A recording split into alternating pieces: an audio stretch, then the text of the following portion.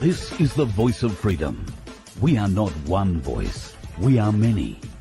We are your voice. But we can only be effective if you use your voice. Your voice. This is the voice of freedom. We will not hide from the truth. We will ask the hard questions until we are sure we have the truth. Welcome to the voice of freedom, where your voice will never be silenced. Well, g'day folks, how you going? Hope you've had a pretty good day. Bloody cold in Brisbane, got to tell you. Bit cold everywhere at the moment, but bloody cold in Brisbane. Probably not as cold as it is in other places further south, so I shouldn't be complaining too much. And I've got my Cali hoodie on, so at least I'm warm. Things are going well. Hope your day is doing okay too. Some interesting things happening in the world, isn't there? Financial markets not being spoken about much in mainstream media. Interesting to see where the price of precious metals is going at the moment. That's something else worth keeping a bit of an eye on. And, well, there are a few other interesting things going on. You might have caught up with Guru's chat last night with Mr. Bosey. If you haven't done so, I recommend on Facebook you go over and check out Stop the Rot, Sack the Lot, or better still, go to Project Matilda, because Guru and Kaz upload all their stuff there, and we're broadcasting, should be streaming live right now on Project Matilda as well. Now, if we do disappear off Facebook for whatever reason, or we have disappeared off Facebook, but off YouTube or the other platforms, you'll always find us at Project Matilda. So they're very good like that. They're not going to limit us for talking about things like, events that happened in November 2020, for instance, those sorts of things. Because if I say what that event is, that'll be the end of me. Do have a few interesting new little updates for you. I want to share with you our, if I can figure out which page I'm going to be sharing it with. Yep, I think I found it. Right, so I want to share this with you. This is the Voice of Freedom downloads page, folks. So if you go to the downloads page, you will be able to find a pretty cool heap of things to download. Well, not a heap, just a few at the moment. There is, of course, our Magna Carta 1215 former night. So I wouldn't go getting too excited about that. I've got a little bit of news coming up on the night shortly too. Below the night, we have a few other bits and pieces, including Magna Carta 1215, Lesson 17 PowerPoint and PDFs from last Monday night. But most importantly, we have Spiros Final Submission, the body corporate queen, the one he proved existed, and the virus that never was. You will be able to download that from the VoFHQ.com website. The VoFHQ.com website. So go there, check the downloads button, and scroll down. You will find it there. It's as simple as that. A couple of other interesting things have turned up. We've seen, and I think we spoke about with the Aussie Cossack the other night, the Nordstrom 1 and 2 pipelines in Europe that have been, well, it looks like deliberately targeted. Now, of course, they're trying to have us believe that the Russians blew up their own pipelines. It would have been easier to say that they developed a hole from, bad workmanship, although that's not the case either. And clearly, if anybody gets down there to have a look at them, they'll discover that the holes are probably not something that are a pinprick in size. Interestingly, this article came out. The US Navy 6th Fleet recently conducted exercises and research with mock explosives in the exact location where the pipeline blew up. Most interesting. That was just one of the pipelines, though. There was some other talk of a particularly French submarine leaving the area, which leaving the area of the second problem with the pipeline, or the second pipeline problem. So there are maybe some questions to ask there. People have been asking, if Russia turned the gas off, why is there still bubbling amounts of it coming to the surface? I don't know that you're seeing any more pictures of actual taken today bubbles coming to the surface.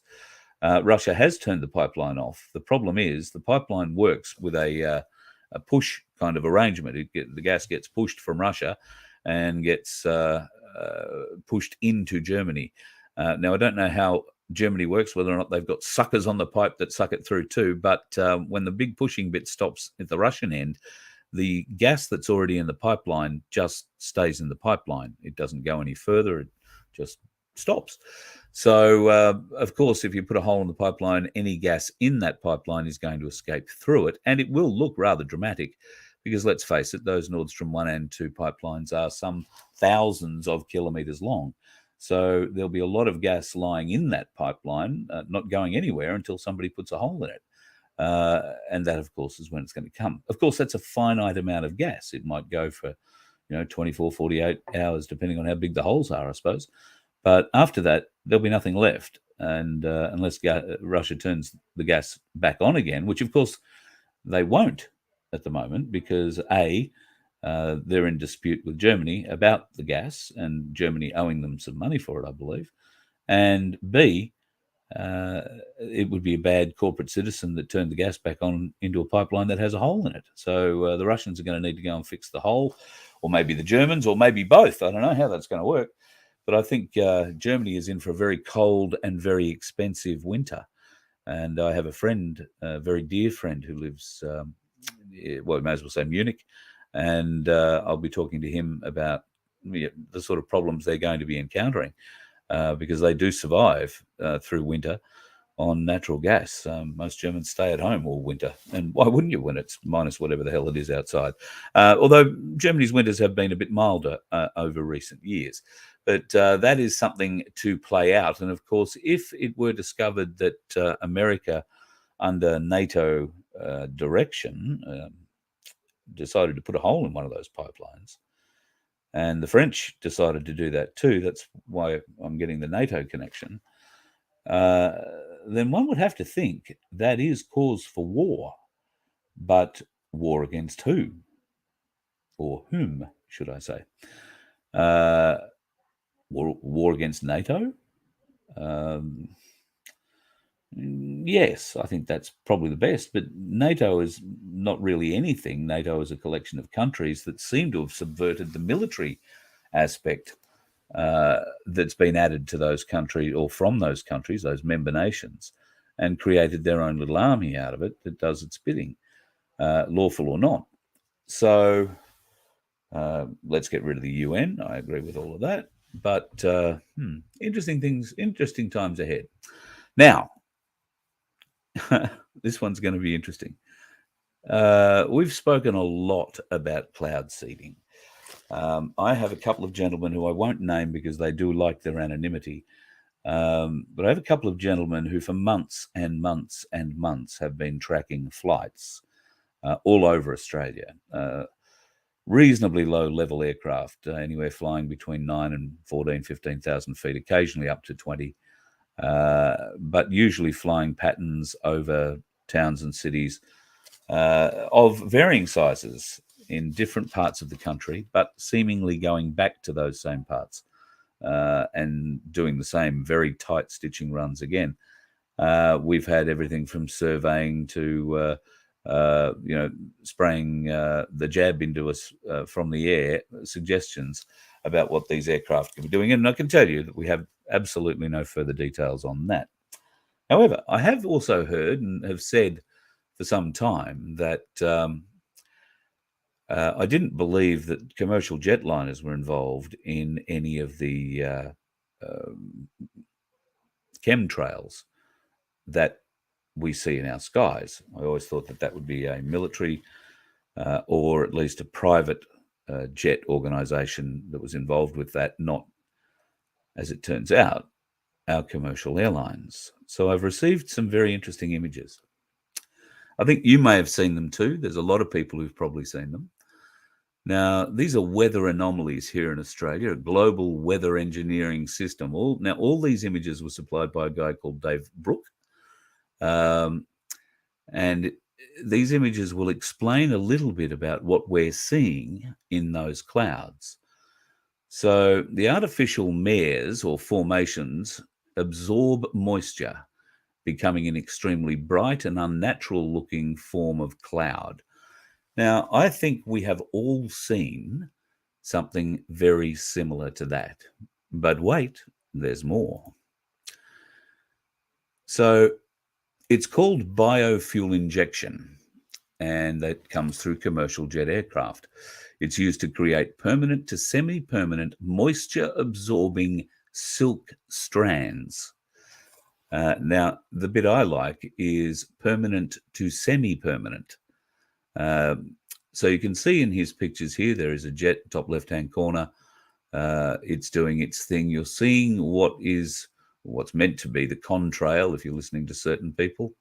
But you can see in the middle at the top and to the right at the top, the different stages that the cloud is turning into, and then down bottom left, middle, and then to the right. Now, as he says, you can note the unnatural multi-directional linear construction of the cloud mass. So what he's saying there is it's all spreading out, but it's all spreading out in the same way. It's going out in different directions, but it's doing it in the same way, which is not necessarily what you'd think happens in nature. It's they call this hydroscopic silk for artificial cloud creation, and this is what you're seeing, these tendrils as they start reaching out into the atmosphere. And that's exactly what it looks like, doesn't it? It looks like, if you look at the top right-hand corner picture, it looks at the very edges of those, it's almost like it's reaching out. It's trying to get out, reaching further, trying to get further, gain further ground. As it turns out, that's exactly what it's doing. Biofuel is made up of algae, proteins, and amino acids. Now, at this stage in the process, the weather engineering process, it depicts the artificial cloud being created. And that cloud, as we've seen in so many of the photos that have been sent to us from outback Queensland and various other regional areas of Australia, outback New South Wales, parts of Western Australia, parts of South Australia, we've seen these exact sorts of clouds reaching out, so to speak, and then being moved or moving in the direction of the ocean. Now, what those tendrils are trying to do is find moisture, and they absorb that moisture, and they can grow. They grow into larger, which we start to see as clouds and cloud masses, and then you wake up in the morning and there you are, you've got a cloudy day ahead of you. And here we are again. You can see these strands. They're calling them silk strands. I don't know, certainly not the real kind of silk, but it's something that we can, I guess, assimilate to fairly easily. But yes, they're saying the combination of the algae, the proteins, and the amino acids create these silk strands, which are inserted using nanotechnology into the fuel of the jets. Now, in this state, the strands are still carrying very little moisture on board. You can tell that because the clouds are so thin and wispy, and like I say, these tendrils keep coming off these main cloud things and reaching out. They're reaching out to find something, and that something seems to be moisture. So all this is well and good. You can see that the clouds are certainly forming in the way that Dave Brooke and whoever else put this together, if anybody is alluding to. It makes absolute perfect sense. And we see it happening all day, every day, up and down the country. So biofuel injection, silk strands start to grow as they absorb the moisture around them. These are the building blocks for creating artificially highly hydroscopic cloud masses. So highly hydroscopic means they're going to soak up a lot of moisture and hold it for a long time in the clouds. They get these wisps to develop over land and then have them seek out water. And I imagine that if they did this over a large dam, or if there was a lot of water in Lake Eyre, for instance, we'd probably see more weather systems growing there. And clearly they're using the ocean. But it gets better. It gets better. But wait, there's more, as they say. I now refer to them at a certain point, they become cloud eaters, because what are clouds? Clouds are water vapor. So if we have these silk-like tendrils created out of amino acids and proteins, and they have nanotechnology in them, then of course they're going to absorb clouds and of course take on the mass of that cloud, or at least the volume of the moisture in the cloud, as they continue and try and find more moisture, more clouds, more water to be over. And you can see here how the clouds progress, how the tendrils are reaching out for the cloud mass, and then in the staged photography you can see how the cloud is absorbed, if you like, into the mass, and it just keeps rolling on. I mean, I've seen this happening, folks. I'll say this, I've seen it happening, and I'm sure you have too. All you got to do is look out the window any day you see a chemtrail and keep an eye on it. Watch what it does over the course of a few hours, and then of course we all recognise what's going to happen within a day or two. God knows the people in the northern rivers of New South Wales, they're very used to it by now, and sadly so. A few more little images of how that's reaching out to try and absorb other clouds in the area.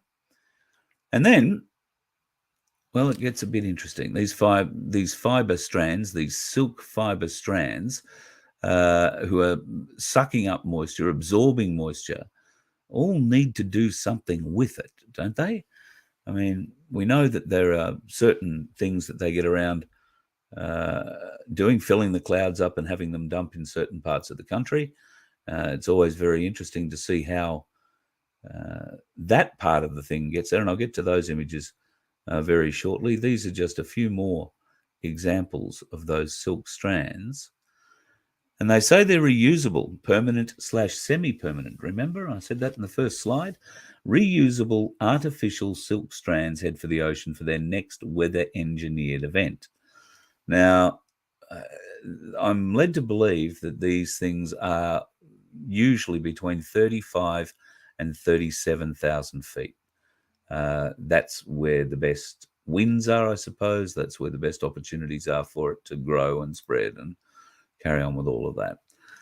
So the transition of the biofuel trail separates into separate strand components. These strands become mare's tail formations with super hydroscopic moisture absorption capabilities. Now, in these pictures, we see how the biofuel trail develops into separate silk strands that are highly hydroscopic and will gradually absorb and contain moisture within its vicinity for weather engineering purposes. Now, the images at the below depict the strands systematically controlled as they head over the ocean to absorb moisture over the ocean. These silk strands can be combined and organized to create weather systems and supercells.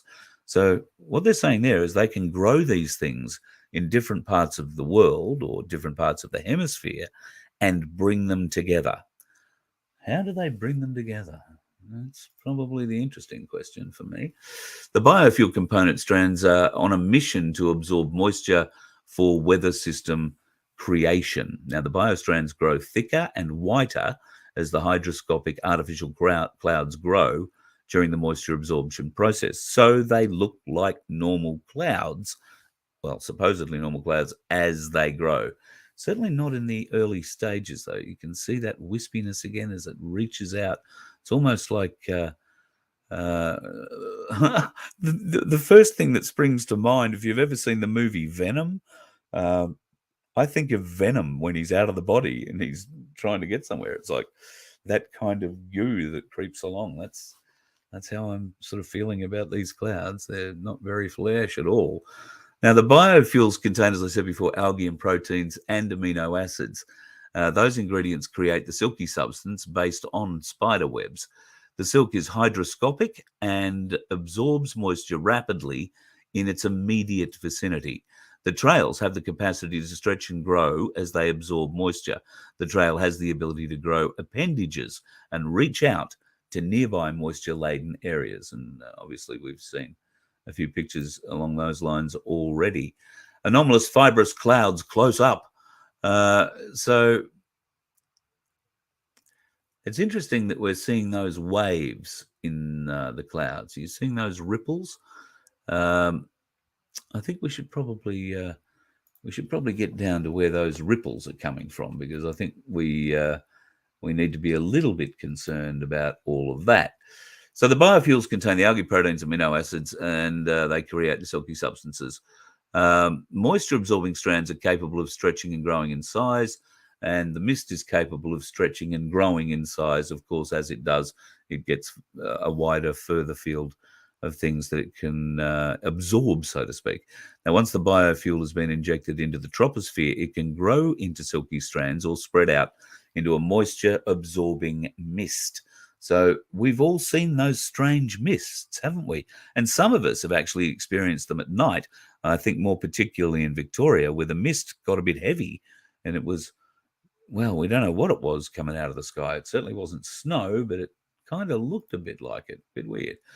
Here's an idea of what a bio web would look like. Spider web silk, biofuel artificial silk made out of spider webs. And this is what you would see under a microscope. So they're drawing the comparison between the spider webs and the silk that they are creating for these weather-engineered processes.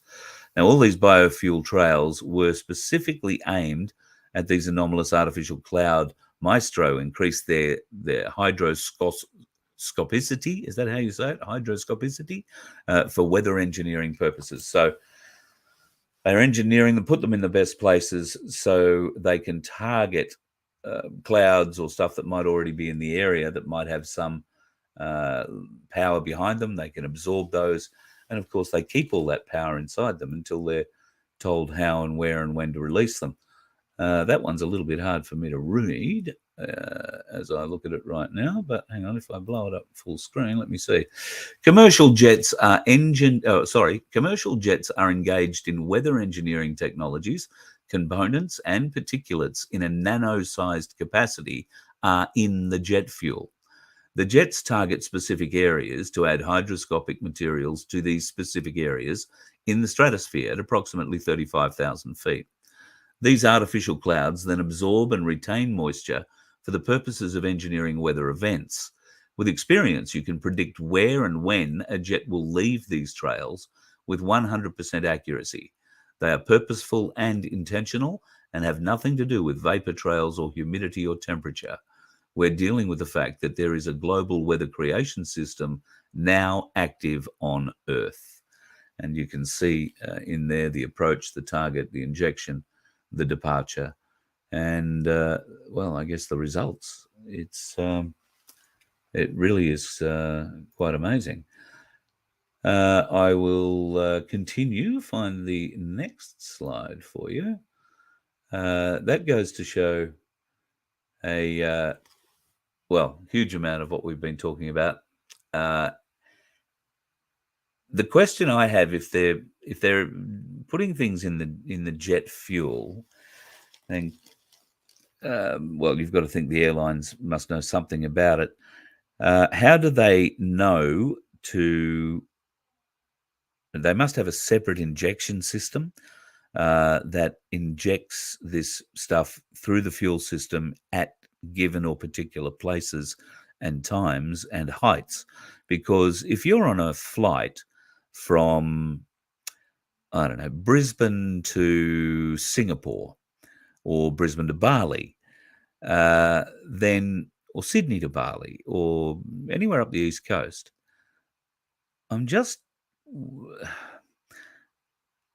are you spreading that vapor trail, that particulate trail, all the way from where you take off to where you land? Or are they, as suggested here, being specifically targeted to be released in certain areas to gain the biggest or better formations and the ability to create bigger and better systems further down? So That, to me, bears a bit more investigation. I would have thought that it's highly possible that they would have an injection system that, you switch a button on at some point in the flight if you're over a certain coordinate, and you leave the thing going for however many miles in the sky you need it to go for, and then flick it off and keep going on your flight. Yeah, the level of coordination in that would be quite shocking. So how do they engineer these things? Well, there are quite a few different ways of engineering these things. And Western Australia, the Exmouth, is one of those places. Pardon me. It is quite a big operation that they have up there in the northern part of Australia.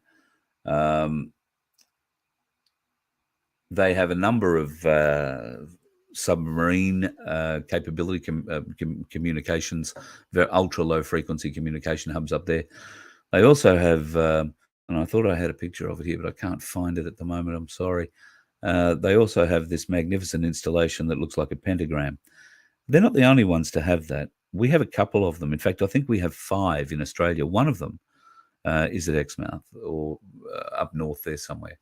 And if you blow up the screen, you'll be able to see the capability of it. You can see that they are able to force the clouds offshore. They're able to hold them at bay, and if you like, direct the weather system to where they want it to go.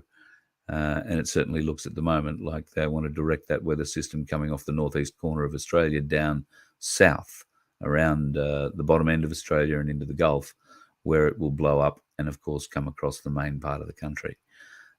Gathering strength all the time, you've got to think they're out there spraying and doing what they're doing there. So yes, they have one of these magnificent ultra-low frequency centers. What's this picture here? It's the spider webs. So they have one of these ultra-low frequency things in Western Australia. There is another one, I believe, in Townsville. And I believe it's actually located in an industrial area in Townsville. I believe there is another one in New South Wales. There could quite possibly be 2 in New South Wales. There is a certain tower in Canberra that I believe could have some great effect in that. And I believe that tower was also used on the people the day of the march in February, where everybody got burned.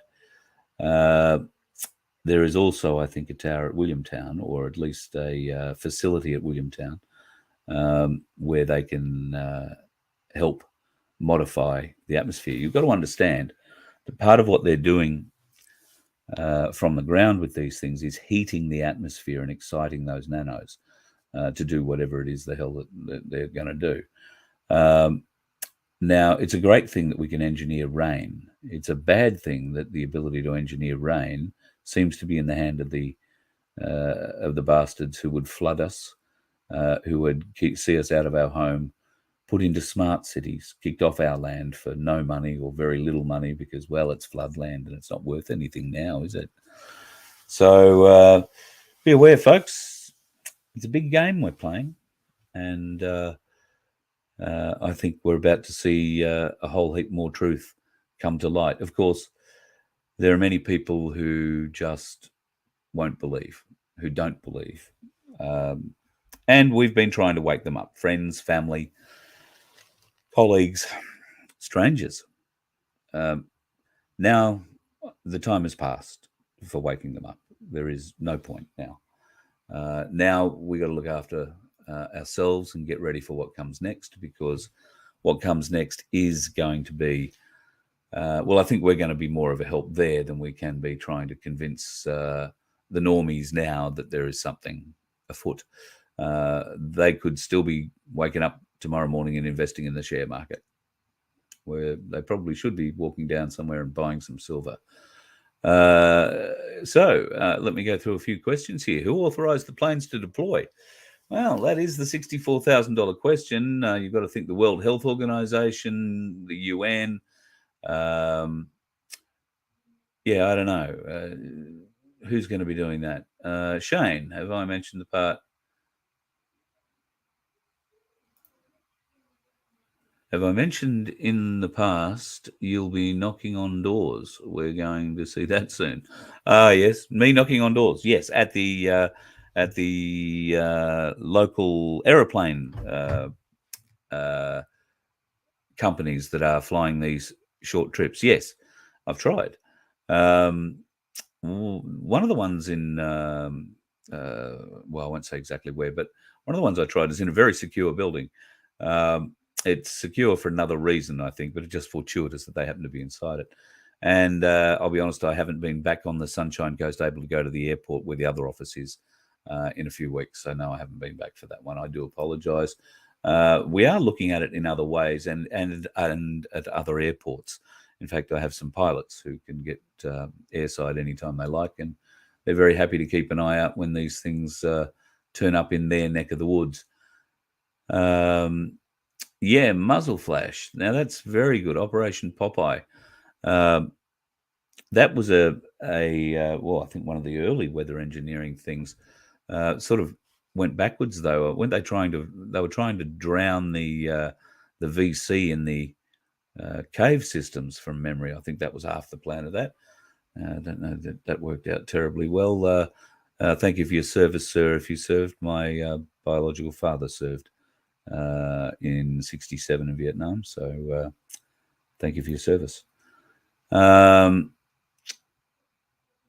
Billions of watts being directed at the ionosphere. Yep, absolutely right. So these things are essentially big heaters, and they're directional, so they can focus this beam wherever they want. They can heat whichever part of the atmosphere that they want, and given a standing, point on the Earth's surface, by the time the beam gets to the ionosphere, it's probably quite wide. And when I say quite wide, it's probably tens to hundreds of kilometers wide, and able to heat up a vast area of the atmosphere to a specific temperature that activates whatever it is in those clouds, or is able to repel, push, churn the clouds. If you've been watching Robert Deutsch's weather predictions for Australia, and has he ever been wrong, you'll notice that they're very good at pushing these cloud systems into a rotating mass and growing them, swelling them out of that mass, and then moving that. I know it sounds like a cyclone or a hurricane, but they have some way of breaking that up. So yes, it will be very windy, very blowy, but as soon as it gets over land, it seems to thin out. And a few years ago, when Brisbane floods happened, I think 2011, we had a storm in Queensland that stretched from the tip of the north of Queensland all the way down the east coast and for hundreds of kilometres inland. And that stretched the entire length of Queensland and the better part of half of New South Wales. Now, for those folks who don't understand that kind of distance, we're talking, well, put it this way, the drive from Melbourne to Brisbane is shorter than the drive from Brisbane to Cairns. That'll put it into perspective. So I'm pretty confident it's about 2,000 kilometres from, a bit over 2,000 kilometres from Brisbane to Cairns, and I think it's a bit under 2,000 kilometres to Melbourne. It's about 1,000 kilometres to Sydney. So we had a weather system that was nearly, I would say, 3,000 kilometres long and some hundreds of kilometres wide, and it didn't move for days and days and days. In fact, from memory, it was 4 or 5 days where the system just sat and dumped. In our case, where I was living at the time on the Gold Coast, it dumped 300, 350, 400 mils a day there. The house I was in at the time had a above ground pool. I was trying to siphon water out of that pool, and overnight it rained so hard that when I woke up in the morning, the pool had burst. And I lived on a hill, and there was a 50th birthday party happening down the hill, right where this pool burst. And when I looked over the fence the next morning, I could see where the water had pushed grass down and all this sort of stuff. And I said to the fella, I said, "Oh, how did your party go last night?" And he said, "Oh, it was great. It was very wet." I said, "Yeah, it was a hell of a storm, wasn't it?" I said, "You didn't happen to see, too much water flow past your house?" "Oh, yeah, there's a lot of water going past, but, it was a big wet." So I didn't bother telling him about 50,000 litres of water had poured out of the pool and come straight down past his shed and out his front driveway. But he never noticed. It was all good. But yeah, it was a big wet, and that was held in position. I am absolutely sure of it. That system was held in position to do as much damage as possible. And of course, there were other areas, particularly when it came to the Brisbane flood, where people were found lacking in their skills and abilities when it came to dam management, amongst other things.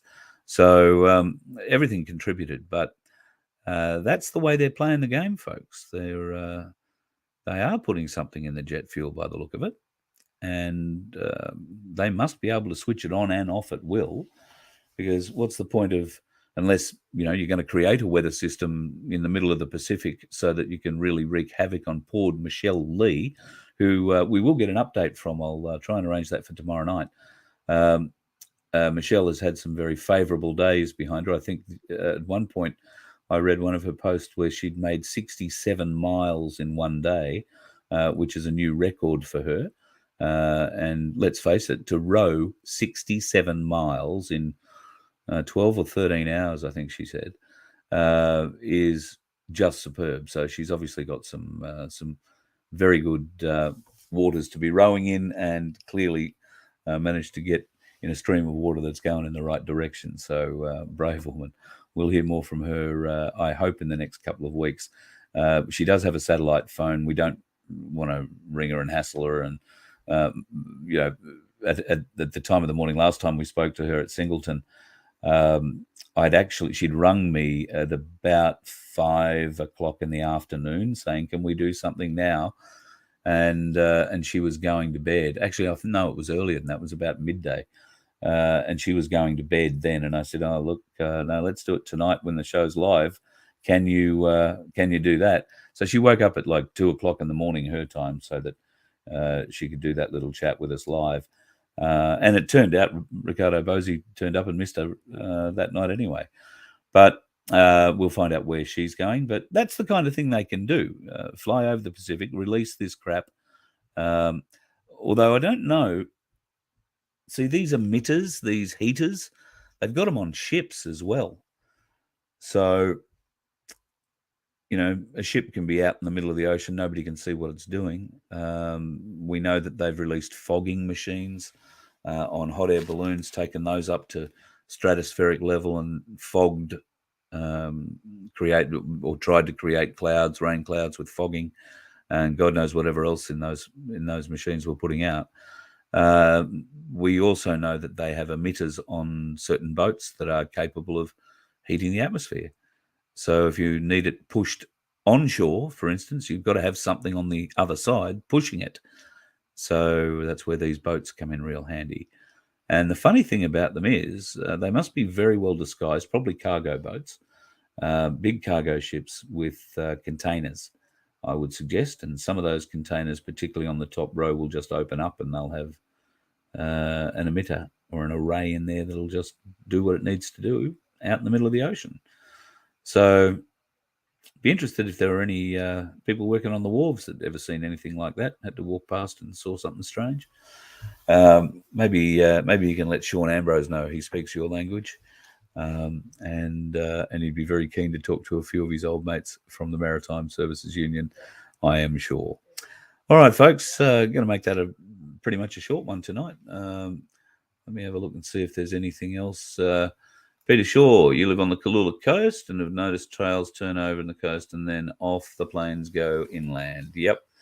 And they're doing it to a pattern. If you track these aircraft, you'll notice that they're like not just the same aircraft, but the same flight patterns are being used at similar times of the day. So I don't know if they are commercial flight lines, whether or not there are waypoints near where you are, where they would automatically turn to go to Bali, or there'd be a different waypoint, I dare say, to go to Singapore or somewhere else. So can't really speak to that at the moment. There you are. There's one I've been looking for. Gently operational radar network, JORN, is used to harp us and spy on us. Thank you, Susan. That's nicely picked up. Appreciate that. We're talking about people waking up before there won't be 20% that can't be. Well, they'll wake up. They'll just wake up. They're just going to wake up with a hell of a shock, and then they're going to have to deal with all these things. They're going to have to deal with the fact that they were wrong. They're going to have to deal with the fact that they treated people like you and me and everybody else that's watching at the moment, well, most of them except for the trolls maybe, that they treated us very badly. Then they're going to have the realization that tinfoil hat that they accused us of wearing saved our lives. And they have fallen for the trap. They have failed, as I like to say, the IQ test. Now, I don't use the IQ test theory on everybody, just the ones that have been to university and think they know everything. If you've been to university and you've got multiple degrees, you know, I'm very proud for you, and it's a hell of an achievement. Congratulations. You've learned to study and take information in as it is meant to be taken in a university, not meant to be argued with, just swallow it. And that is the problem. The highest achievers, we've been doing a little bit of social research, let's call it social research. There is nothing meticulous about it, and I won't be releasing any results to the medical fraternity, but a little bit of social research indicates that the highest achievers in our classes, in high school, who went on to university, the highest achievers are the ones who swallow all of this, hook, line, and sinker. The ones who are CB students, well, most of them are pretty well converted as well. The C ones, they're a bit more doubtful about what's going on. And from, C minus down, we're starting to open our eyes up pretty widely. Some of those people who didn't pass school, didn't get out of school, didn't get out of fourth form or year 10, some of the most wide awake in our community.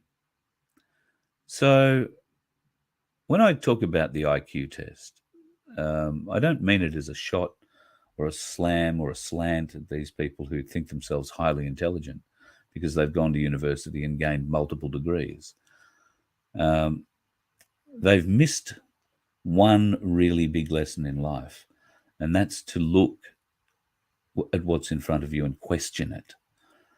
Too many people these days look at things and just accept it. Oh, that's the way it is. Oh, how can I change that? Well, here we are. We've let them look after everything for us. We've let them dictate to us, and we've said, oh, well, if that's what you think's best, then righto, we'll go and do that. And they're going to keep doing that to us right into the grave, because that's ultimately where they want us. So thankfully, our little group here with the Voice of Freedom and a few others around the country have been able to wake up a few people. We've been able to support a few people. I particularly want to make mention to Randolph at this moment. He's a gentleman who reached out to me at the Sunshine Coast a week ago, and I had a coffee with him the other day. And he has a hell of a story, folks. The corruption that he's lived and experienced, and it's cost him $50,000 short of $1 million. It's cost him his livelihood. It's cost him his ability to run the business that he knows how to run and has been running since he was 19 years of age.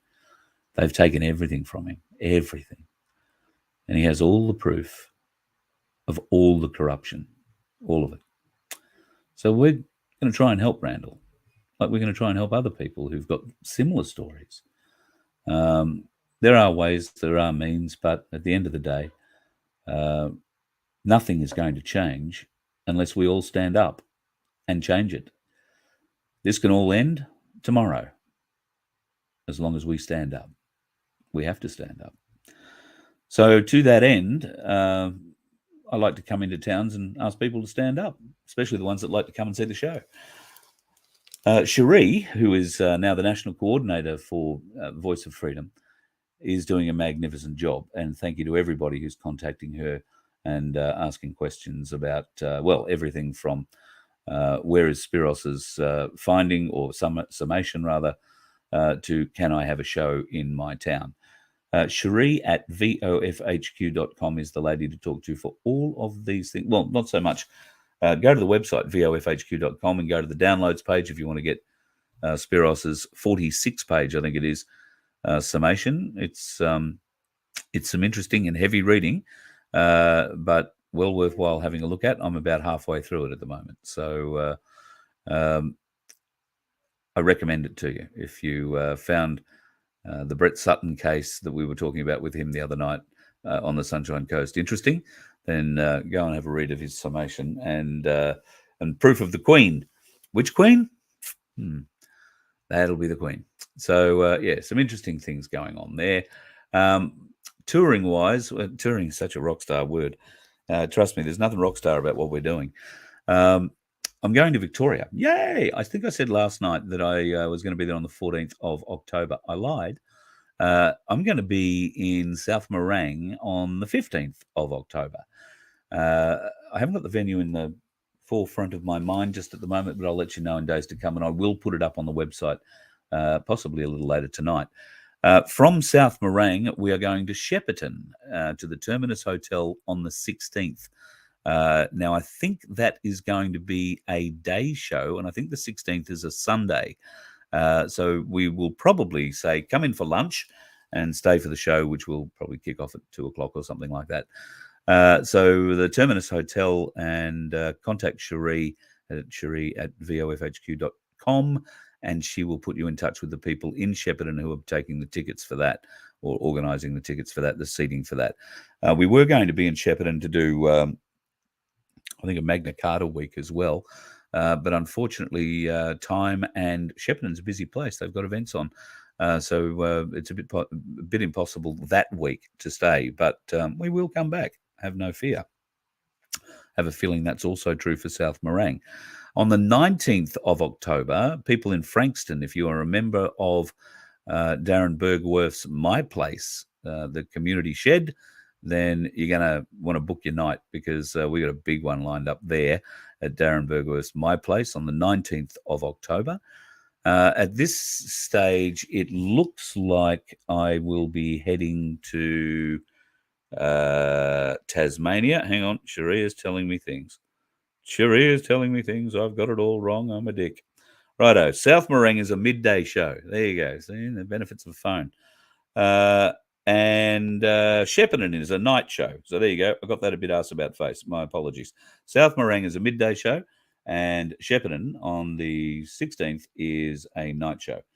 After that, we will sleep in Shepparton, and then we will go at some point down to Frankston and get to the big fella's place there at My Place. Looking forward to that. After that, there is whispers that we're coming to Tasmania. Black Sheep. My word, you send some attractive photos, you deeply, deeply twisted man. No, I don't mean that. Looking forward to meeting you, mate. It's going to be fun. And yeah, the old Hilux, she certainly looks like the business. And to Matthew too, who's trying to get us down there for that. So I'm pretty confident we're going to be heading down around the 21st or 22nd of October. And we will be doing Magna Carta shows around Hobart. Now, I think, look, I'm going to say something about a venue, and it's going to be wrong, but it has Richmond in the title. I'm not sure if that is the venue yet. It might just be where we're going for lunch on one day. I don't know. But there is a venue, and we will let you know where that is as soon as I know where that is. And thank you to the boys who are arranging it, and to Malibu Bert, who I will put in with these two other guys. Malibu lives at the other end of Tasmania, and up near Launceston. So with a bit of luck, we'll get a show in Launceston as well. The plan is we'll do about a week in and around Hobart. We'll do a couple of live shows there, but more particularly, we'll be doing some Magna Carta education. So if you're in Tassie and you want to learn about Magna Carta 1215, then Fitz and I will help you out with that. No problems at all. And come along, do a show. If you are a entertainer in any of those places and you have your own original sort of music, then please contact Cherie. Let her know. I don't care if you play the spoons or if you play the guitar and you can sequence everything behind you and sound like an orchestra. If you've written it and you want to sing it, we'd love to have you come and do it on the show. And if we're in your area, then just let us know and we'll arrange for that to happen. We may have to audition, not to say that you're good, bad, or indifferent, just to see that maybe some of the words are going to be family friendly or all that sort of thing. Try and do the right thing here. The only person we let swear is me and Ricardo Bosi, as far as I'm aware. And I try not to do too much of it. I am trying to it.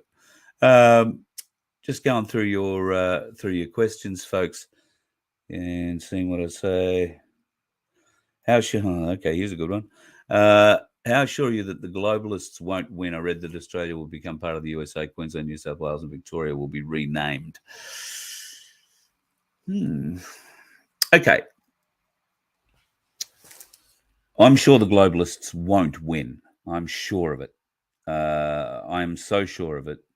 I see things every day that back up my complete faith that the globalists are not only being routed, they're having everything they own taken from them, and they're being thrown into barges off Gitmo, waiting to be sent to trial for sedition and other treason-type based charges. I do believe that. Sincerely believe that. I have to believe it, because to believe anything else at this point in time makes me look like a real dickhead. But I've got enough faith in my analysis of what's going on just for myself that, everything I say is my opinion, folks. I read a lot, I look at a lot of stuff, and it's just my opinion. But yeah, I do really believe we've already won. I think people have forgotten what Executive Order 13848 said and the power that it actually gives to certain agencies that were created under the pen of that bloke who was running America at the time, prior to the 2020 thing. You know what I mean? We know who we're talking about? I hope so. Can't say his name because the video will get taken down. That Executive Order 13848 is going to go down in history as one of the most powerful documents ever written by anyone. And I actually have a theory that New York Stock Exchange has been taken over for the last 2 years by forces in line with that executive order. I believe that the market has been manipulated from inside in the same way that the bad guys have been doing it, but they've been manipulating it the other way. The good guys have got a hold, and they're making the bad guys do it that way. We're seeing a managed financial crash, a staged financial crash. That's what I believe. And we're going to be in for a few shocks and a little bit of uncomfortableness. But when you think about uncomfortableness, think about the people in Africa and just about the kind of uncomfortableness they've been through. You've heard that Australia will become part of the USA, and Queensland, New South Wales, and Victoria will be renamed. Well, yes, I do think Australia will become part of America. I think we are likely, if we aren't already, to become the 51st state. There are a lot of reasons for that. Mainly, the force, if you like, behind that comes from another executive order, or in fact, even the same executive order, EO 13848. It has to do with what happens when it's discovered that a country tried to, or a person tried to interfere in that process that happened in November 2020. Now, the guy who wrote that executive order knew that something was going to happen. They all knew that something was going to happen. So that executive order empowered a couple of three-letter agencies to come into being. They didn't exist at the time, but he had the forethought to say that if these things happen and occur before the 4th of November 2020, then at midnight on the 3rd of November 2020, these agencies come into being and they take control. And those agencies, I believe, were the military and certain other three-letter agencies, probably the NSA and a few others. From that point on, it's been a military operation. And it's just been an evidence-gathering operation.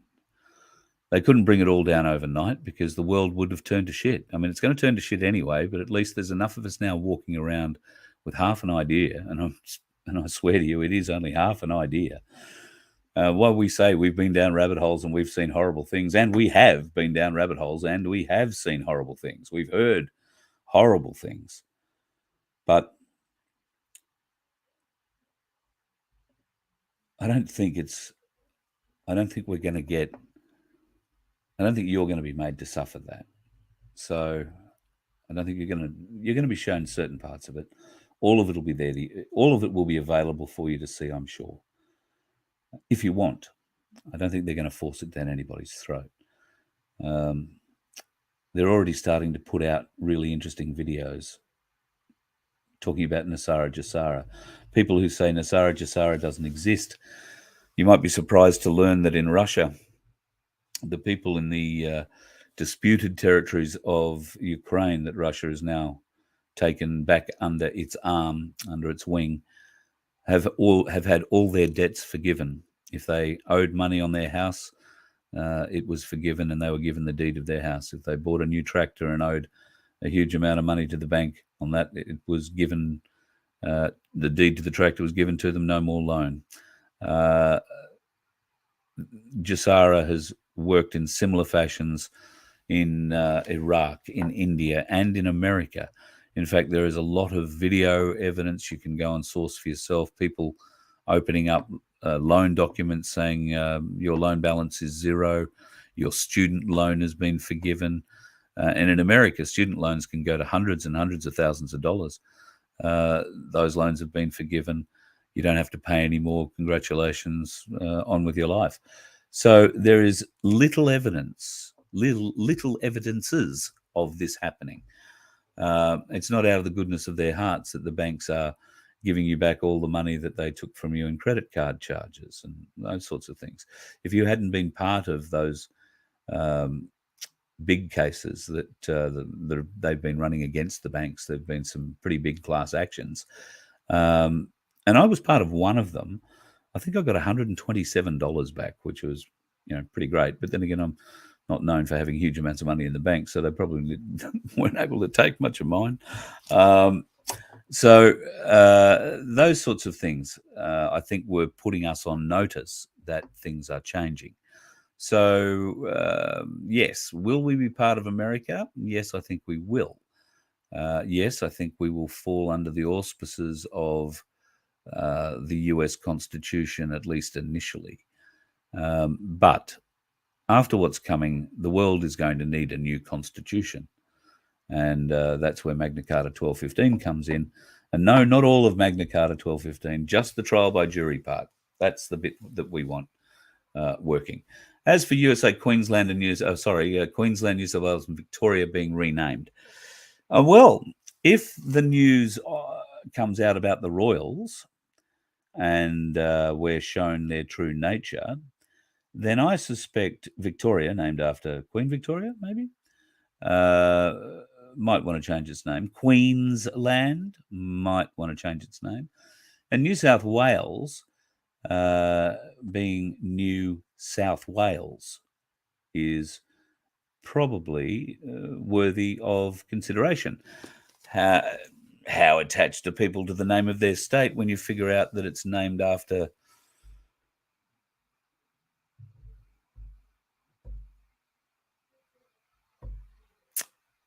I should just let you find out what it's named after. Queensland. I think I'll wait.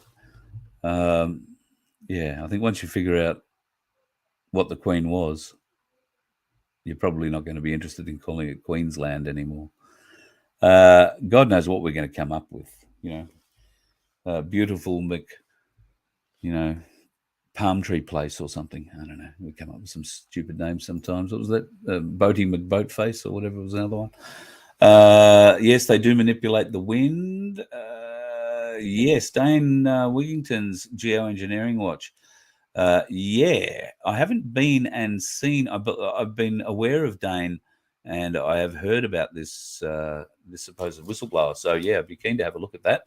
I tell you what else I saw the other day. Oh, God, now I was going to save the link, and I had a computer failure, and I've lost the bloody thing. There is a bloke who does nothing but watch the moon. He has a really good telescope. He also has the ability and knowledge to get into the NASA systems and see their different kinds of telescopes. And he seems to have better ones, which is a bit weird, don't you think?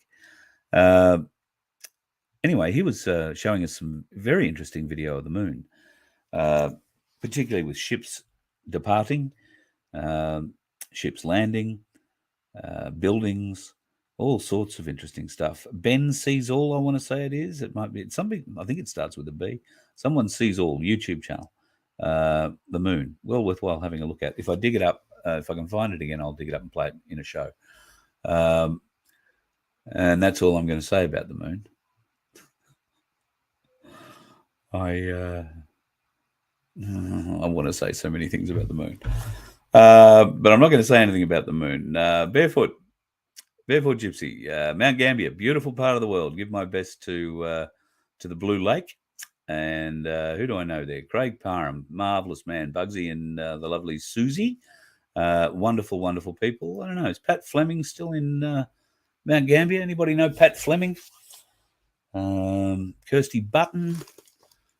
Who else do I know who might be in Mount Gambier? It's not all that far from my old stomping ground in Hamilton years ago. Sunflower. Creating water for the Chinese dams. Yeah, well, yeah, keep an eye on those dams. I think that's going to be pretty interesting. The next kind of thing that we're going to see in China will, I think, be a financial crash and potentially a dam crash.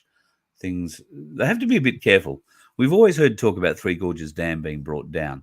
Now, if Three Gorges Dam comes down, there are going to be a lot of deaths downriver. A lot of deaths. And when I say downriver, I mean all the way out of China and all the way to wherever the hell the river goes. There are going to be a lot of deaths. So I don't know that the White Hats really want to do that unless there is absolutely no way, no other way to do it. I have heard that they've been very successful in flooding, particularly large areas under the dams. If the reports are to be believed, all of the labs and experimentation areas have been shut down, and the Bitcoin mining operations that were under there, apparently, like 20 football field size rooms filled with people and computers doing whatever it is Bitcoin miners do. All comes down to power. You need a huge amount of power, and China was doing it well. Apparently all that's been cleaned out, and not only cleaned out, but flooded. So that's the story with that. Now, if that part of it's been flooded, you've got to wonder why on earth do they want to bring down the dam and collapse it all and have it wash away? Maybe because they don't want anybody else to go in there. I don't know. We are not part of that, which is unfortunate.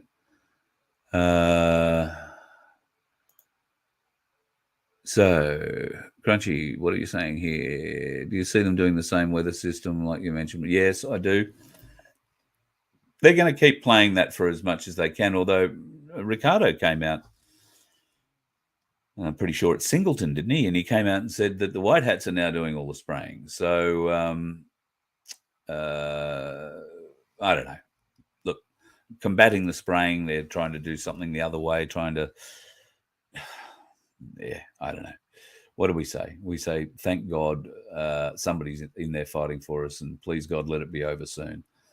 Wow, that is a figure. Thank you, Muzzle.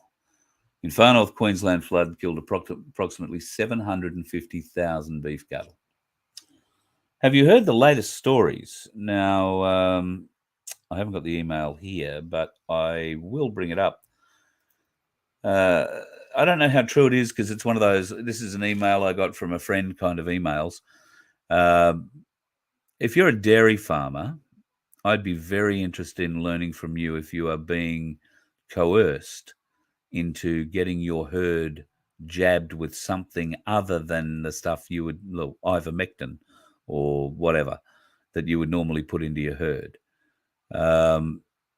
We're hearing stories that cows, both in the dairy herd and in the beef herd, are being vaccinated, having the shit put in, the mRNA put into them, so that in the case of a dairy herd, it gets passed on to the milk, and then through the process gets passed on to us, and also through the meat.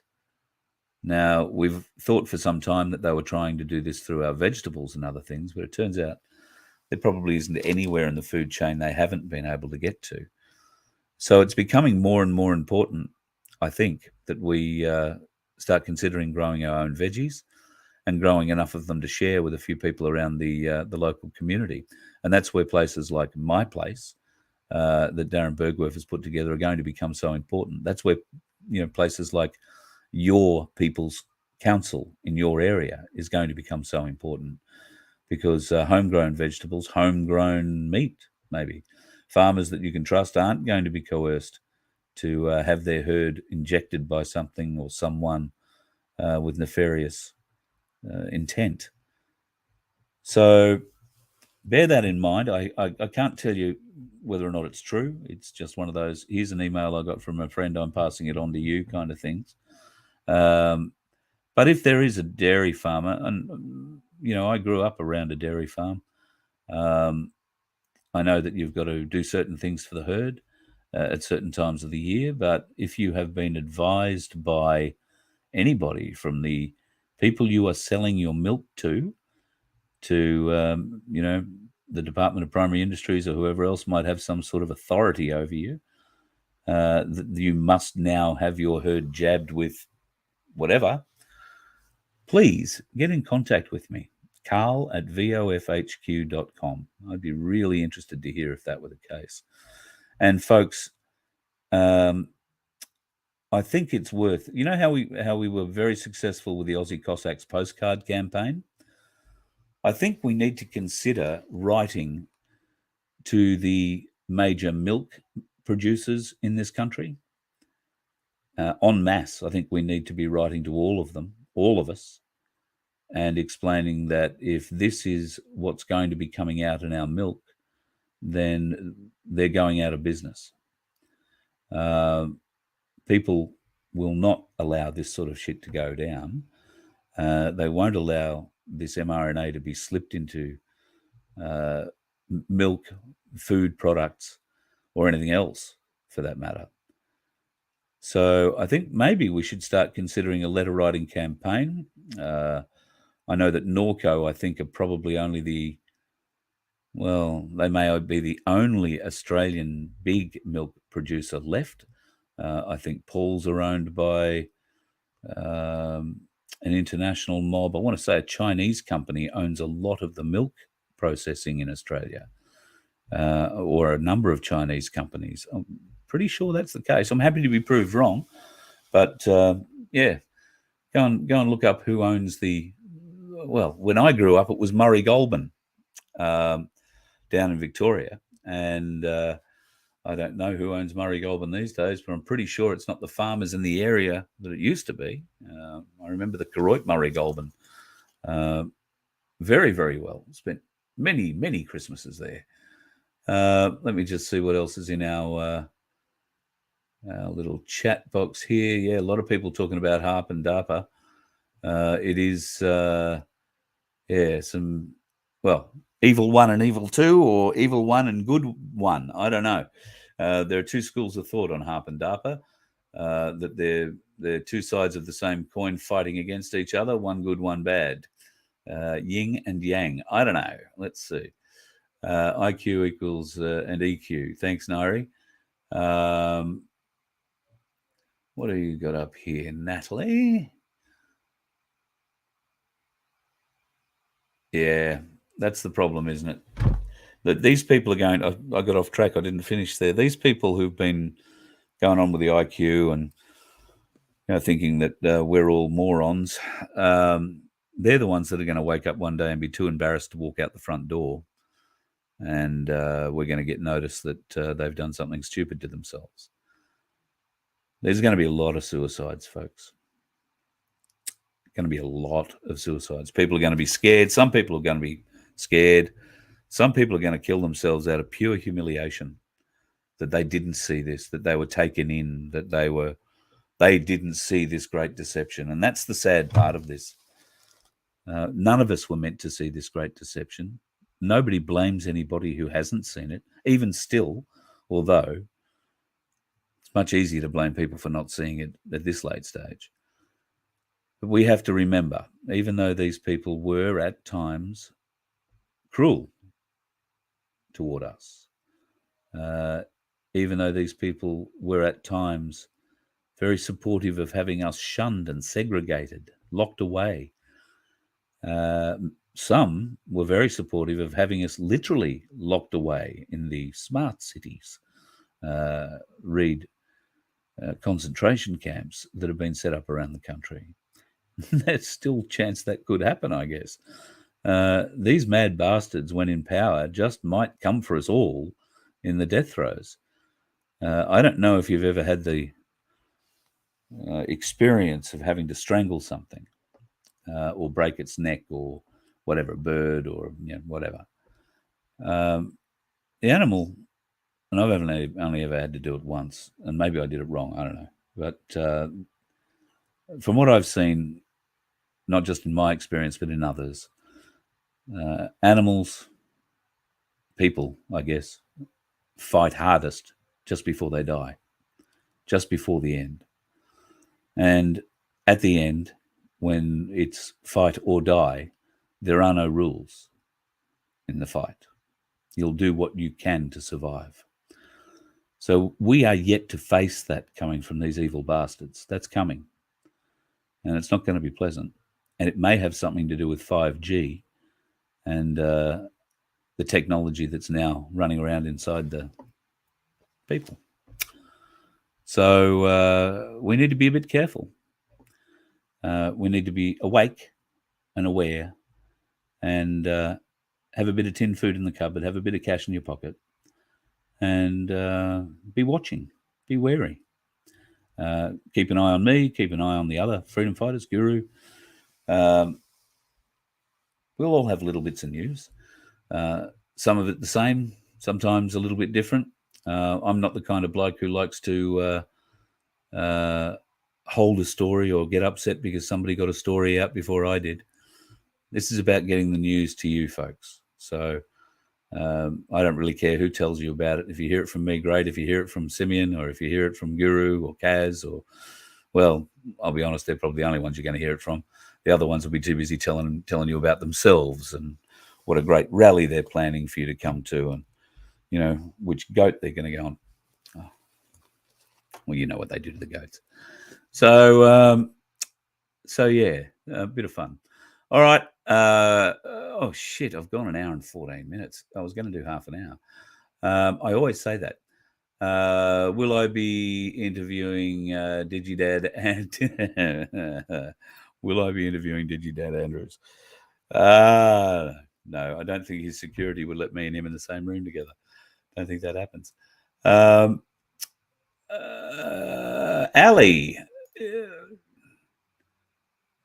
Royal Hobart Hospital. Beautiful. I don't know, Ali. Are you the Ali Mac that I know? Are you the Ali Mac that does voiceovers? If you are, hello, the Ali Mac that does voiceovers. I haven't seen you in ages, not since we had lunch in Melbourne an eternity ago. Nice to see you, if that's you. Last I heard you were living in Venezuela.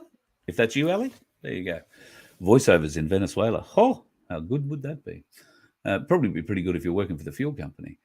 Having a bit of a glance to see if there is somebody's farting the alphabet.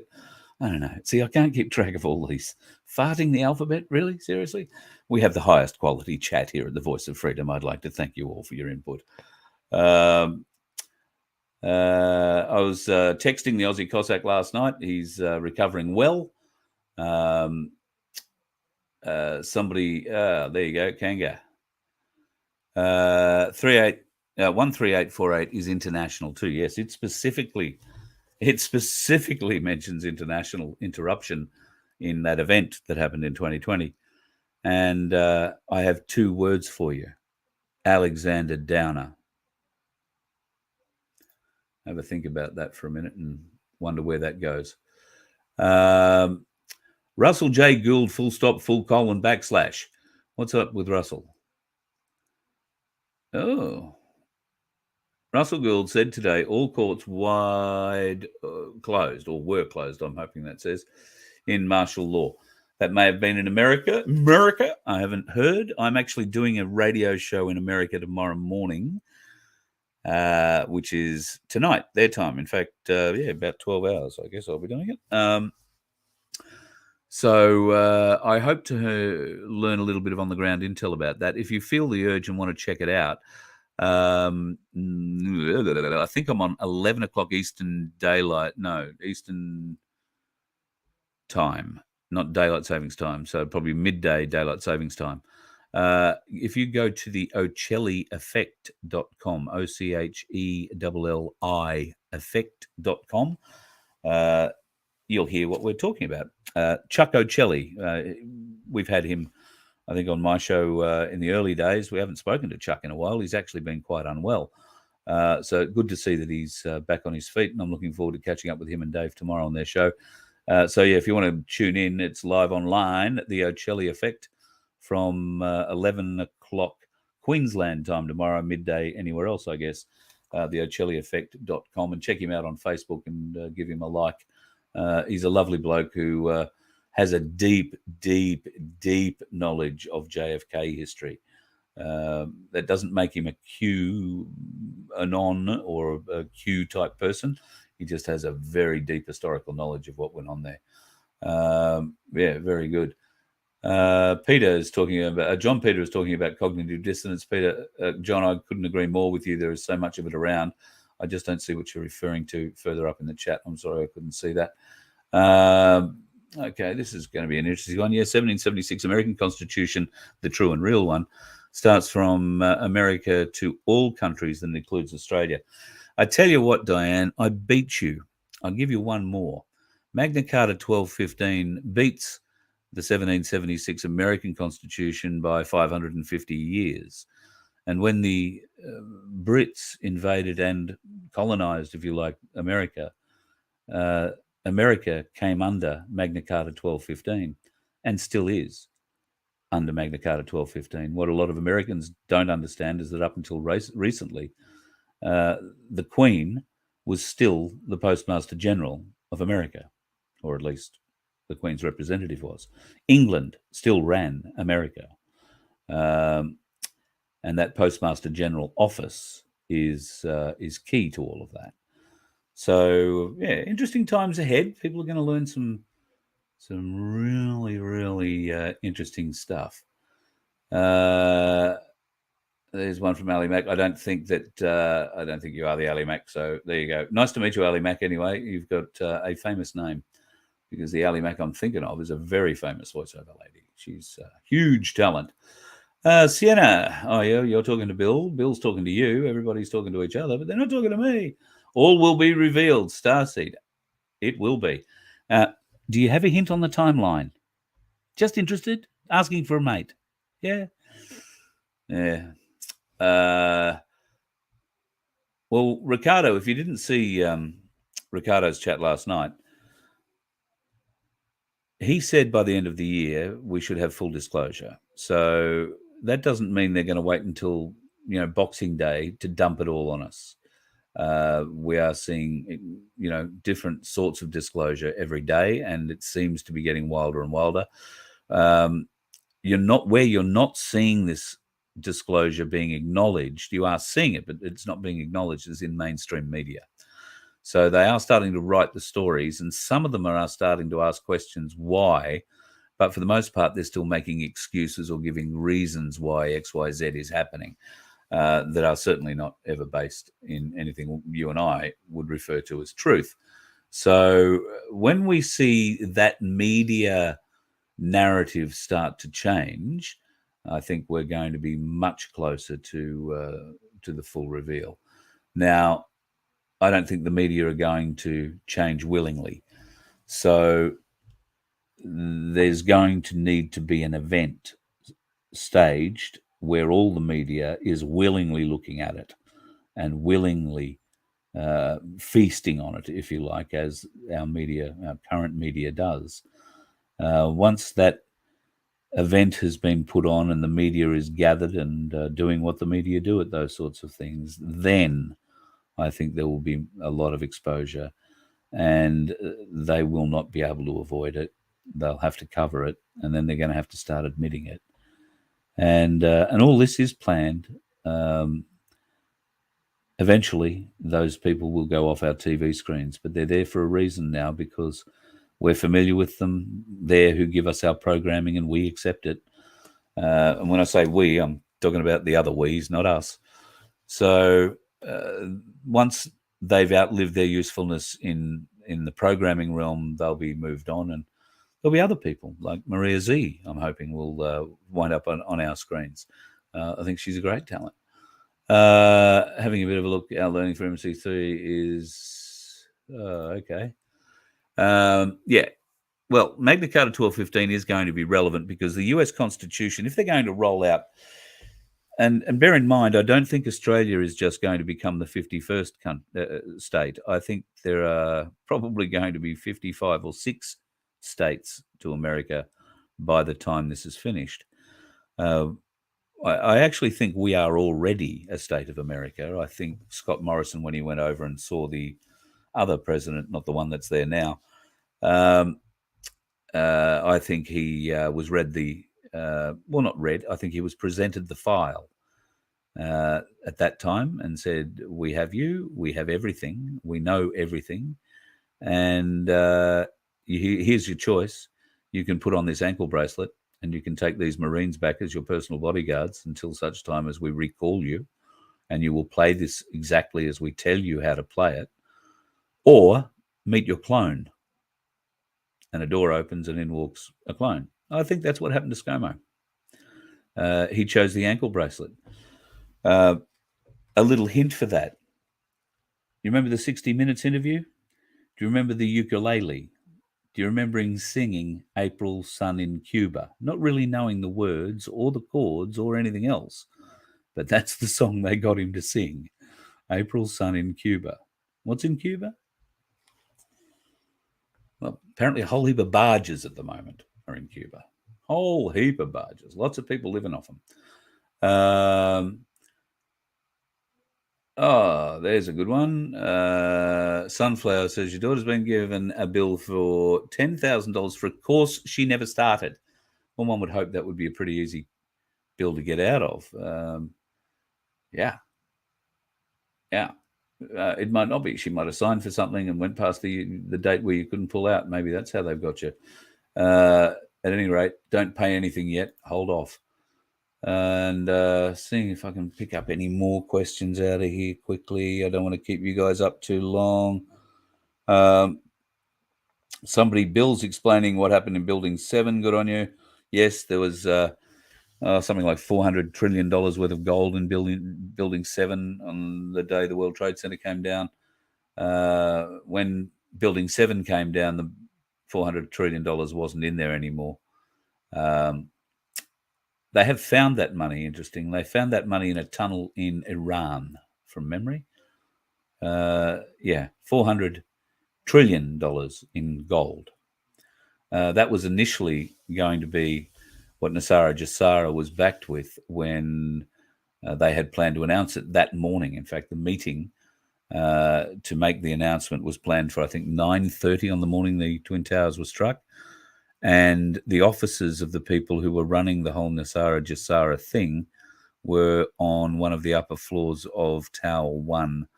I want to say they're on the 92nd floor of Tower 1, and everybody was in the office at the time because they were having a very big launch and a very big press conference at 9:30. And, of course, 8:45, what happened? So, yeah, nobody survived and the money went missing. They found it with George W. Bush's fingerprints all over it, along with Hillary Clinton's, Obama's, and Biden's fingerprints all over it. And I think Pence's fingerprints are on it too. Yes, Jimmy, I'm with you. Bring on the rods of God again. Make it rain with them, please. And look, if they've got any of those boats we were talking about in harbour at the time, I wouldn't mind seeing a rod of God go through one of them in the middle of a harbour. I mean, it'd be almost worth the salvage operation just to see it. Yeah, stunning technology. Yeah, I'm not sure if Nat's saying here that Caroline Kennedy is our new Australian American ambassador because we are the 51st state. She's not who you think she is. Caroline, very much the black sheep of the Kennedy family, or maybe not. Maybe Junior is the black sheep. There are some interesting stories going to come out about the Kennedys.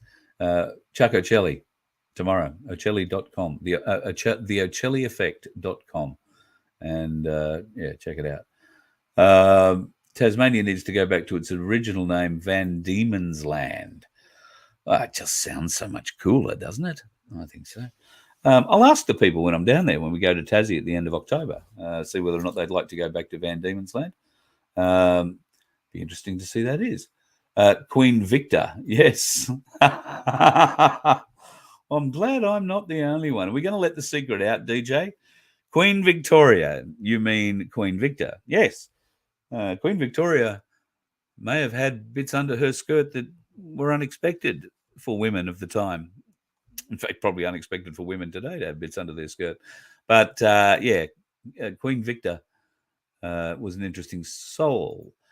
Have you ever wondered how Victoria's Secret got its name? It's named after Queen Victor, or Queen Victoria. And Queen Victoria's Secret, that's what it's all about. The secret? You had a set of nuts in a thing. There you go. We could all do without it being called Queensland. Yep, I think you're probably right there. If it comes out that it's not the nice person that we all thought she was, why would we want to be named after her? I don't think Drag Queen is going to get up there, Susan, but nice try. New Texas with Mexicans from New South Wales. Oh, David, I like that. Yeah. Maybe we do a whole show on what do we rename Victoria, New South Wales, and Queensland. I think that would be pretty cool. Very good indeed. What else is there here? Muzzle Flash is talking about the dimming. Yes, go and search that, folks. If you haven't seen the dimming, it's well worthwhile checking out. A good documentary, a very good documentary. Oh, Jackie.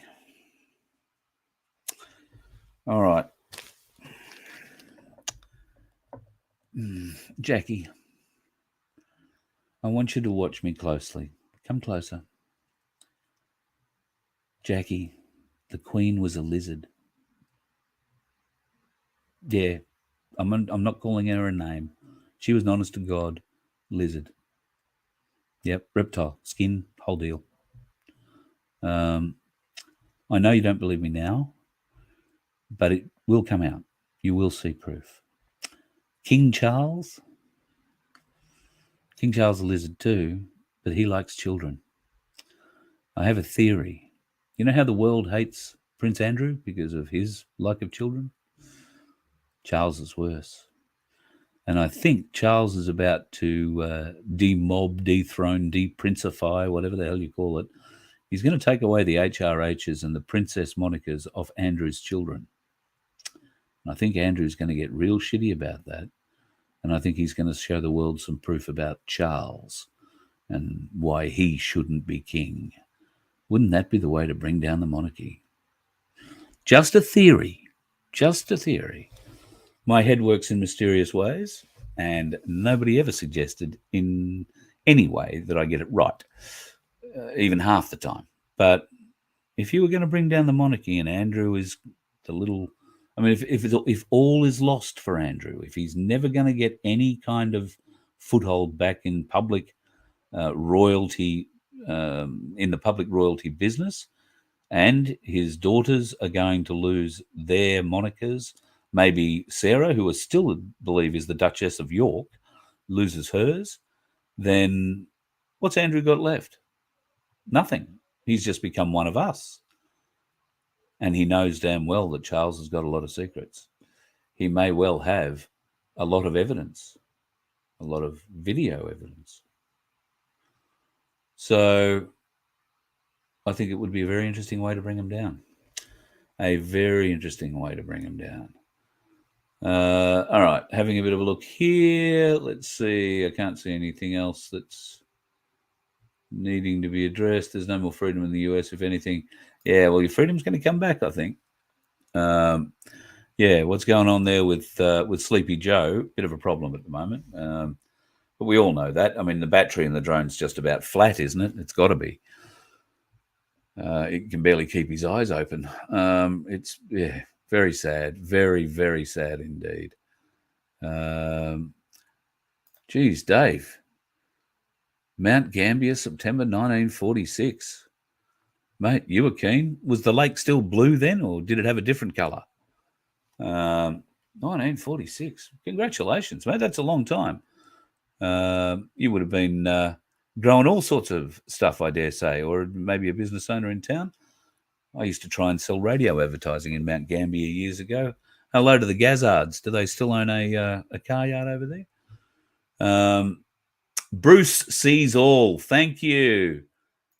Thank you. Go and check out Bruce Sees All on not on Facebook, on YouTube, the other one.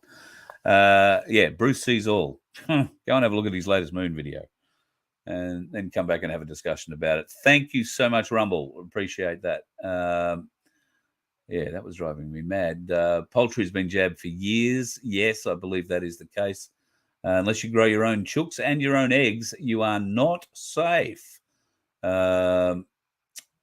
Veggies have been sprayed with litres of pesticides and fungicides. Yes, but we can all grow veggies in our backyard. In fact, my daughter, I think we're on a bit of an upswing at the moment, but my daughter has just gone gaga for gardening in the last week or so. We now have all sorts of potted stuff pending growth to poke its head out from the soil. She's terribly excited by it. And now she's getting into veggies and all that sort of stuff. So with a bit of luck, there may be a small crop that we will have in the backyard. And if you've got one of those and you find that you've got more of one thing than you have of another, maybe you've got a lemon tree that you can never eat all the lemons of, then things like this My Place, this community council, are where you're going to be able to share those lemons with others in the community, maybe make $1 out of it. Nobody wants you to go broke. But if you don't need the money and the lemons are just going to fall on the ground, then give them to the community. Let them be used and grow the community, grow the feeling in the community. That's what we're aiming to do with the Voice of Freedom, and certainly what Darren Bergworth's aiming to do with his People's Councils, or the People's Council idea. They're not his councils. And of course, with his My Place concept, which is absolutely brilliant. And if you have a look on our website, I've put up a page there. You can check out what My Place at Your Place is all about. And I've also put up another one there called Street Nation. I haven't added anything to it yet. Fitz and I will have an announcement about that in the not too distant future, but I don't want to go and break everything without him. That wouldn't be any fun. Harvey Fresh in WA is owned by an Italian company. Okay, Harvey Fresh is the milk company over there. Mullaney Dairy. Mullaney Dairy, I'm sure, are independently owned by farmers, local farmers, or at least it's a local producer in the Sunshine Coast hinterland. Beautiful, absolutely beautiful milk. My God. And you want to know why? Because it's not processed. It comes straight out of the cow and goes into the bottle. I nearly died. The first one I opened had cream in the top of it, like real cream. Mullaney milk, very nice, very nice. But it's not going to help us if the farmer has been coerced into having his herd jabbed up there in the Sunshine Coast hinterland. So it doesn't matter how good the milk is coming out of the Mullaney dairies. If the cows have been, then we got a problem. Houston, we got a problem. Oh, speaking of Houston's problems, how's that new ship going, the Artemis, the biggest thing we've ever built and launched, or about to launch, or maybe will we launch? Don't know. There's another really good video going around. I'm not sure if that comes off Bruce Sees All either, about the trajectory of these rockets when they take off.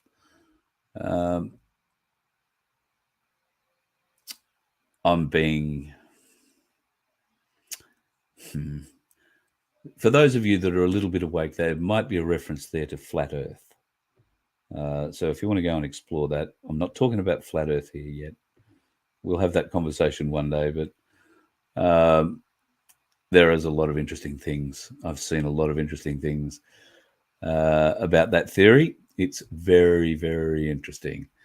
So Raymond, thank you. Yes, Bruce Sees All is the Moon channel on YouTube, and very, very good indeed. Watch out for the 5G activation. You are 100% right.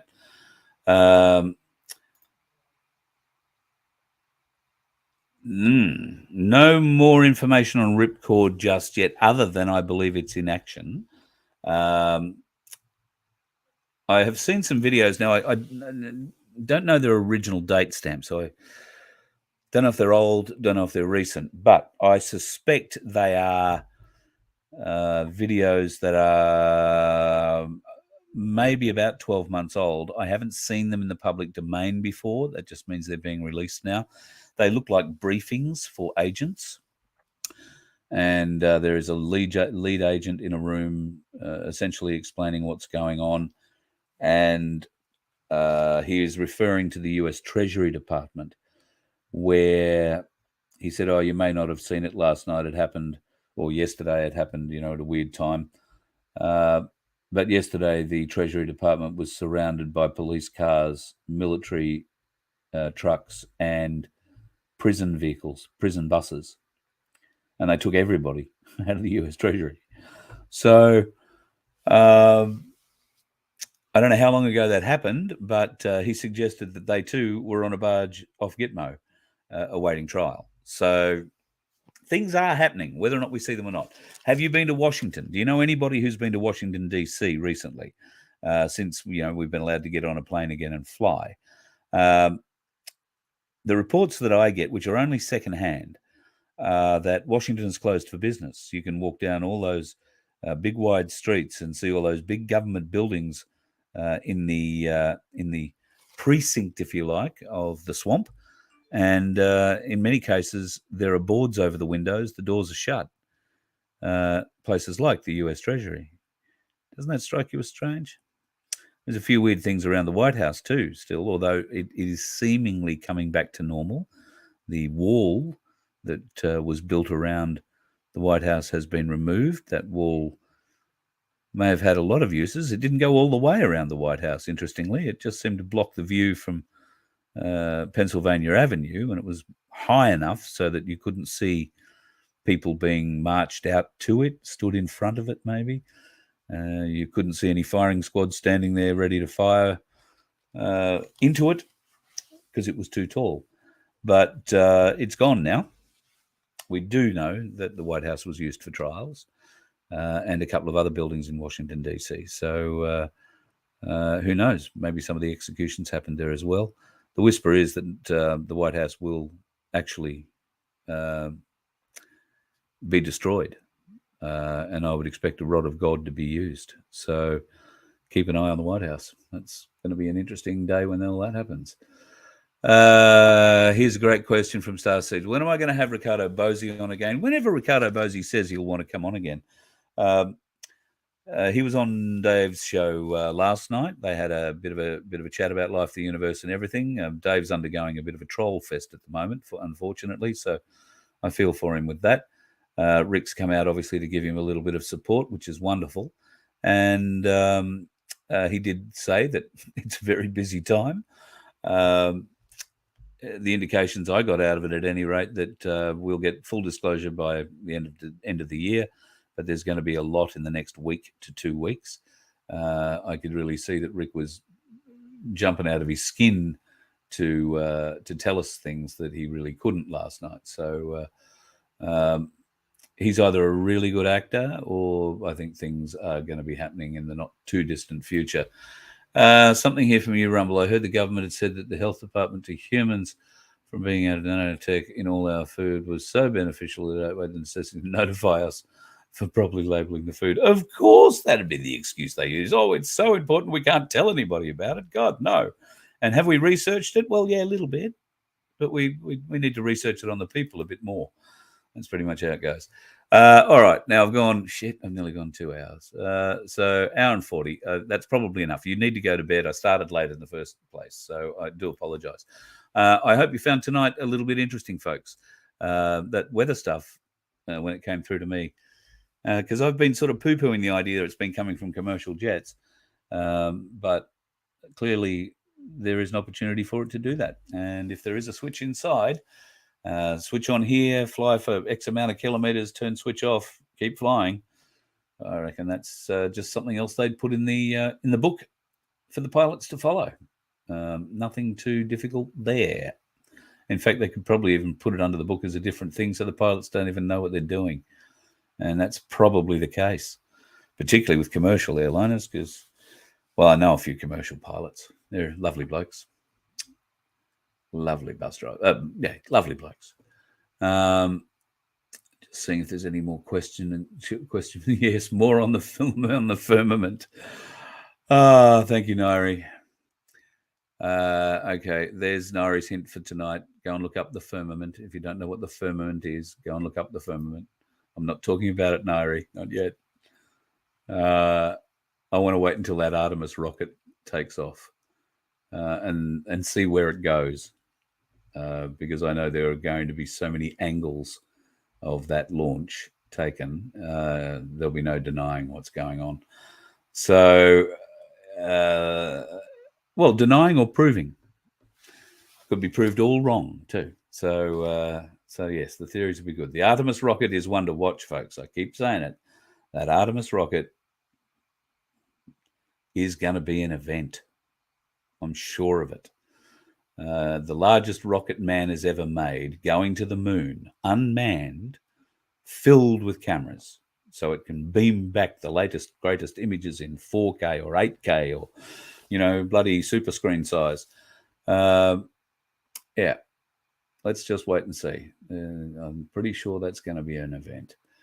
Okay, folks, thank you very much for popping in tonight. I really appreciate it. I will try and get a show out again tomorrow night. Not sure where I'm going to be on Friday. The Cossack did mention that there might be a reason for me to go to Sydney on Friday, but he hasn't spoken to me again yet, or at least not about that. So we'll wait and see what finds out there. Otherwise, I'll do something on Friday. We'll just have to see what it is. As I said, we're going to be heading to New South Wales, Victoria, and Tasmania. And those dates are October the 15th at South Morang, 16th in Shepparton, 19th at my place in Frankston with Darren Bergwerf, and then over to Tassie from the 20th or 21st or something like that. For a week or so, we'll be doing shows predominantly in that week in or around the Hobart area. And then I hope to slip up to Launceston and see some friends and maybe do a show up there too. That'd be pretty great. Really looking forward to seeing Tassie because I've never been there before. And, it's always a new adventure. But the best part about it is meeting people who think like we do. and who want to build communities and want to do better for us all, not just for ourselves. That's the key. Thanks again, folks, for joining me tonight. I really appreciate it. Your time is important to me, and I really, I'm humbled that you give me this sort of support. If you feel the urge to donate to help keep me on the road, I've got to get car service this week, and not that you'll be able to see. Can you see that? Smashed my fucking phone yesterday. Dropped out of my hand. Don't you hate that? Screen protector. Well, screen protector protected nothing. Really? Ridiculous. But anyway, so yeah, another God knows what, couple $100 to fix that, I suppose. But at any rate, it still works. I'm only picking little bits of glass out of my finger, so we'll survive it. But if you do feel the urge to throw a few bucks in, folks, there's a donate button on the VoF HQ homepage, and it will be gratefully received. It'll mean that Cherie can breathe a sigh of relief, and that I'll have enough petrol to get me to Melbourne, maybe, and we'll work our way from there. Thanks again. Very humbled that you considered joining us tonight, folks. And go and check out the website, vofhq.com. If you want to see Spiros and his final summation for the Brett Sutton trial, just go to vofhq.com and click on the downloads button and then scroll down. It's the bottom one there. You can download that and print it out and have a good read yourself. Like I say, I'm about halfway through it. It's worth looking at. And I'll be back tomorrow with another show, folks. Until then, if you're going to be on the roads, be safe. Watch out for the dickheads. And please don't be one, because, well, let's face it, we've got enough of them, and you don't need to join the ranks. You let one ant stand up to us, then they all might stand up. Those puny little ants outnumber us 100 to 1. And if they ever figure that out, there goes our way of life. It's not about food. It's about keeping those ants in line. That's why we're going back. Does anybody else want to stay? Let's ride!